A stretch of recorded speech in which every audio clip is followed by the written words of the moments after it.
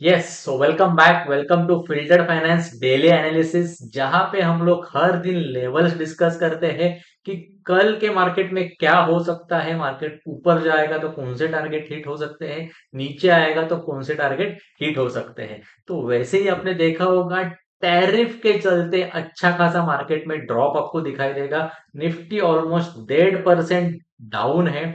और इसमें कौन से सेक्टर्स को बेनिफिट हो सकता है, यूएस ने ये एक्शन क्यों लिया, इसके ऊपर एक इन डिटेल वीडियो आपको कल देखने मिलेगा। तो चैनल को सब्सक्राइब करके जरूर रखना। और मंडे मार्केट या फिर डेली मार्केट के एनालिसिस आपको चाहिए तो ये भी हमारे चैनल पे आपको जरूर मिलेगा। और हर एक फाइनेंशियल वर्ल्ड के बारे में नॉलेज आपको फिल्टर्ड फाइनेंस पे ही मिलेगा। सो यस, आगे बढ़ने से पहले जो हमने आज ट्रेड दिया था उससे गो थ्रू करते हैं कि ट्रेड में क्या क्या चीजें थी। 924 के आसपास मार्केट ओपन होने के बाद एक पी का ट्रेड दिया था।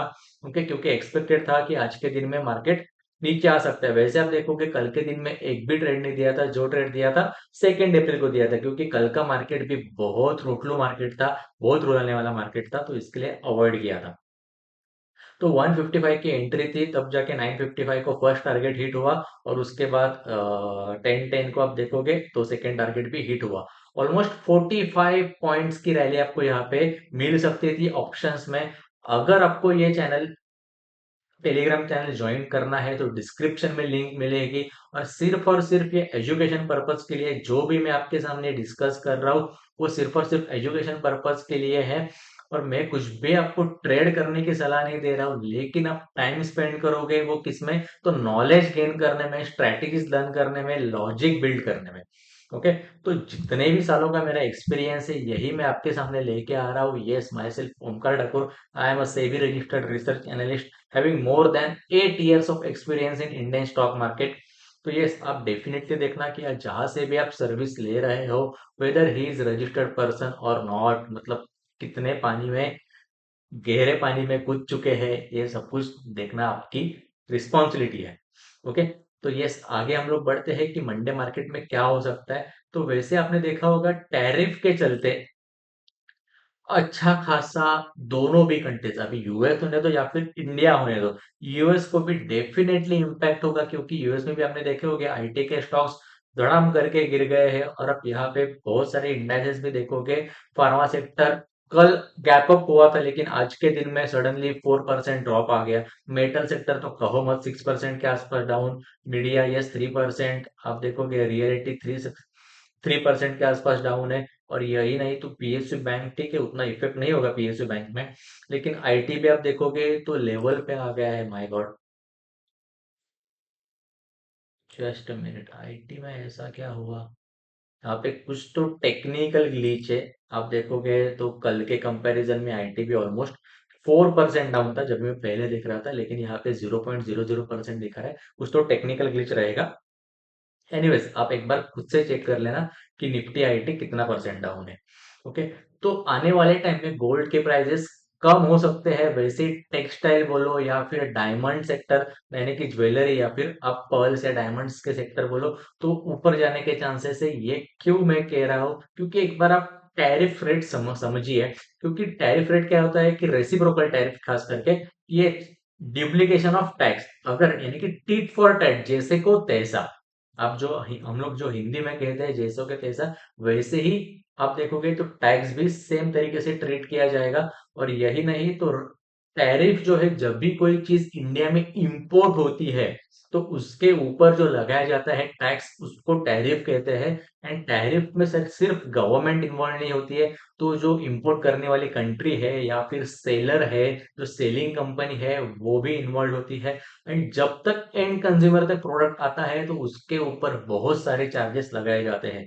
आपने एक सिंपल दो चीजें देखी होगी, कोई भी आपका एक यूएस में रहने वाला फ्रेंड या यूएस में विजिट करने वाले फ्रेंड को आप हमेशा कहते हो भाई वहां से मुझे एक आईफोन लेके आएगा, या फिर आपने किसी दोस्त से सुना होगा अगर यूएस जा रहा है तो ये आईफोन लेके आना। क्यों? तो प्राइजेस वहां पे कम है। अगर गोल्ड भी आपको चाहिए तो बहुत सारे लोग गोल्ड स्मगल स्मगल करते हैं। वो झाड़ू में बोलो या फिर एक पैंट के जिप में बोलो या फिर बैग के कवर में बोलो, जो तरीका मिले वहां से गोल्ड स्मगल होता है। और बहुत सारी कस्टम ड्यूटी वाले भी गोल्ड पकड़ते हैं और हर दिन उसके बारे में न्यूज आती है। तो ये सब कुछ क्यों? तो टैरिफ बचाने के लिए, सिर्फ और सिर्फ।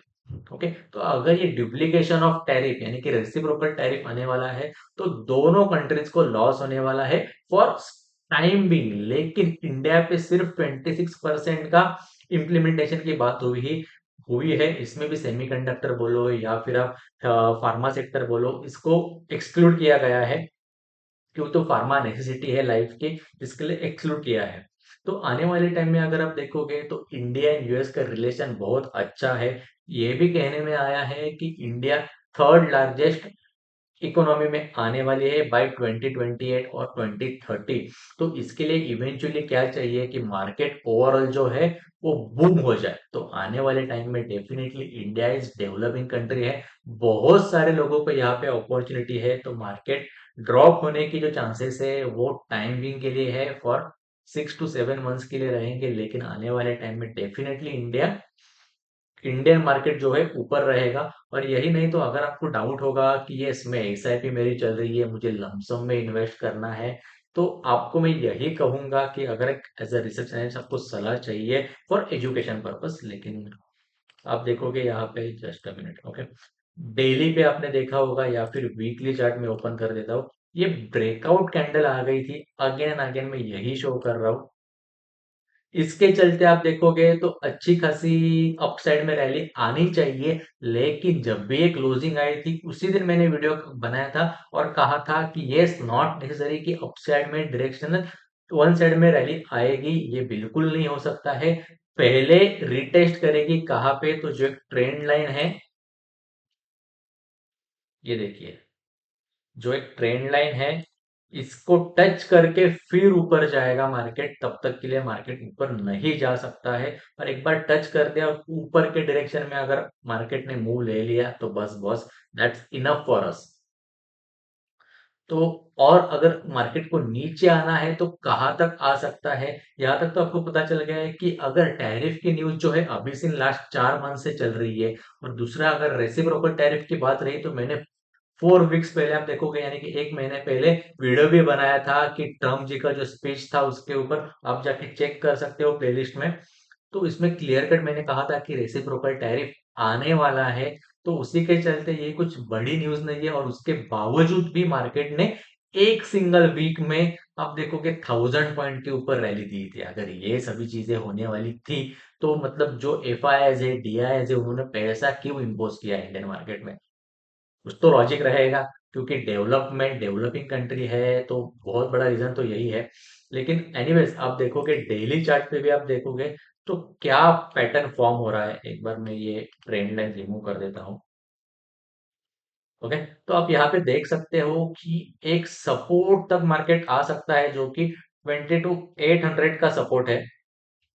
ओके, मतलब मंडे के दिन मैं कह रहा हूँ कि 22,800 तक मार्केट आ सकता है। उसके बाद भी अगर 800 के नीचे क्लोजिंग दे रहा है तो सेकेंड जो रहेगा डेस्टिनेशन, वो समथिंग अराउंड 500 के आसपास रहेगा, या फिर 450 तक आ सकता है।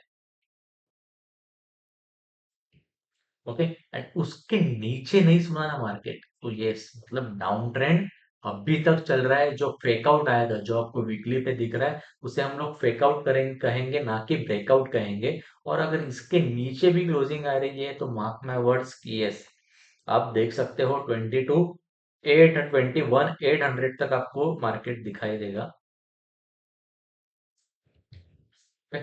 तो ये रहे डेली टाइम फ्रेम पे थोड़े लेवल्स, क्योंकि आने वाले टाइम में विद इन अ वीक ये लेवल्स हिट होने के चांसेस है। लेकिन नहीं, अगेन यही है कि ट्रेंड लाइन को एक बार ब्रेक होने दो तभी ये लेवल्स आ जाएंगे, अदरवाइज नहीं आएंगे। ओके, तो अब देखोगे ये एक फर्स्ट सेकेंड थर्ड फोर्थ, और यहाँ पे देखोगे अगर ये यहाँ से मतलब 22,800 से रिवर्स ले लिया, तो समहाउ आप देखोगे reverse head and shoulder pattern आपको दिखाई देगा, और जो कि एक अच्छा खासा डेली टाइम फ्रेम पे बन जाएगा। तो मार्केट इवेंचुअली अप साइड में ही जाने के चांसेस है।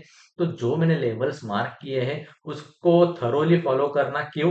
तो मतलब अगर इसके नीचे क्लोजिंग आ रही है, पुल बैक दे रहा है, तभी जाके आपको टेंस होने की जरूरत है, टेंशन में आने की जरूरत है। तब तक के लिए टेंशन मत लेना, जो लेवल्स दिए हैं उसे वॉच करते रहिए। क्या मैं कह रहा हूँ, 22,750 तक मार्केट आ सकता है मंडे के दिन। अगर उसके बाद पुल बैक ले लिया तो यस, अप ट्रेंड बेकरार है। और उसके नीचे अगर क्लोजिंग दे दिया तो मैंने कहा कि 22,500 फर्स्ट डेस्टिनेशन रहेगा। उसके बाद जो रहेगा, अगर इसके नीचे भी नहीं सुना तो यस, 21,800 तक मार्केट आ सकता है। तो अभी हम लोग करते हैं 15 मिनट पे एनालिसिस, क्या हो सकता है थोड़ा देखते हैं। ओके, तो अगर मंडे के दिन मार्केट को नीचे आना है तो फर्स्ट ऑफ ऑल 850 के नीचे हमें क्लोजिंग चाहिए। मे बी गैप डाउन भी हो सकता है। 850 पकड़ते, 860 नहीं। ओके, ब्रीदिंग टाइम थोड़ा देते हैं मार्केट को। ओके, उसके बाद अगर नीचे आ रहा है मार्केट तो फर्स्ट टारगेट जो रहेगा 800 का, जो साइकोलॉजिकल नंबर से वही पकड़ के चल रहे हैं हम लोग। उसके बाद भी अगर नीचे आ रहा है तो 750 टारगेट रहेगा। अगर इसके बाद नीचे आया तो यस, 675 तक मार्केट आ सकता है। Just a minute.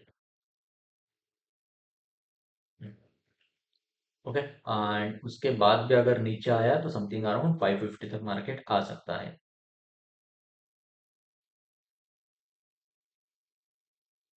अब ये बहुत बड़ा टारगेट है, लेकिन इसके बीच में जो साइकोलॉजिकल नंबर है 600 या फिर 650 बोलो, तो वहां पे थोड़ा सा आप ध्यान देना, क्योंकि ये बड़ा नंबर है। इसके बीच में मार्केट रिवर्स होगा तो कहाँ पे, साइकोलॉजिकल नंबर पे आपको एग्जिट हो जाना है। अभी मैंने ये जो लेवल्स दिए हैं इतना बड़ा क्यों दिया है, कि अगर गैप डाउन हो रहा है मार्केट तो वो सिनेरियो में प्रिकॉशन लेना। अदरवाइज जो मतलब नॉर्मल ओपनिंग हो रही है, ये कैंडल के नीचे जो लेवल मार्क किया उसके नीचे क्लोजिंग आ रही है, आपको पता है 800 तक मार्केट आने के चांसेस है। उसके बाद अगर उसके नीचे भी क्लोजिंग दी है 22,750 तक मार्केट आने के चांसेस है। तो ये थोड़े लेवल्स जो है, अगर गैप डाउन हो रहा है, क्या पता कि अगर 750 तक गैप डाउन हो जाए तो आपको पता होना चाहिए कि मेरा नेक्स्ट डेस्टिनेशन जो रहेगा 22,675 तक रहेगा। और वैसे ही अप साइड में मार्केट को जाना है तो समथिंग अराउंड आप देखोगे तो 940 के ऊपर क्लोजिंग चाहिए। ओके, तब जाके 23,000 तक मार्केट जा सकता है। उसके ऊपर अगर क्लोजिंग आ रही है, पुल बैक देके मार्केट जा रहा है, तो अगेन 2360 तक मार्केट चला जा सकता है। और उसके बाद जो नेक्स्ट डेस्टिनेशन रहेगा वो 23,150 तक रहेगा। ओके, तो आई होप आपको मंडे के लिए लेवल्स पता चल गए हैं। और यही अगेन जो भी वीक का आने वाले टाइम में जो हो सकता है मार्केट में, उसका एनालिसिस कर दिया है। तो अभी तक अपने चैनल को सब्सक्राइब नहीं किया है तो पहले सब्सक्राइब कीजिए, ताकि हर एक फाइनेंस वर्ल्ड का आपको नॉलेज पता चले, ओवरऑल इकोनॉमी में क्या चल रहा है। उसके बावजूद आप देखोगे तो कल के दिन में टैरिफ रेट का इम्पैक्ट इंडिया पे कैसे आएगा, वो वीडियो आएगा आपके सामने। और यही नहीं तो कौन से ईटीएफ बेस्ड है, कौन से म्यूचुअल फंड बेस्ड है, वो आने वाले टाइम में आपको डेफिनेटली पता चलेगा। ऑलरेडी ईटीएफ का वीडियो मैंने अपलोड कर दिया है, जो आप देख सकते हो। ये मार्केट रिकवरी के चलते कौन से ईटीएफ अच्छे हैं, मार्केट रिकवरी के चक्कर चलते कौन से म्यूचुअल फंड बेस्ड है, वो आपको पता चल जाएंगे। तो चैनल को सब्सक्राइब जरूर करना, जरूर करना। एंड अभी तक अपने फ्रेंड्स एंड फैमिली के साथ शेयर नहीं किया है तो पहले शेयर भी करना एंड बेल बटन हिट करना। Thank you so much and happy weekend and have a great day guys. Thank you so much.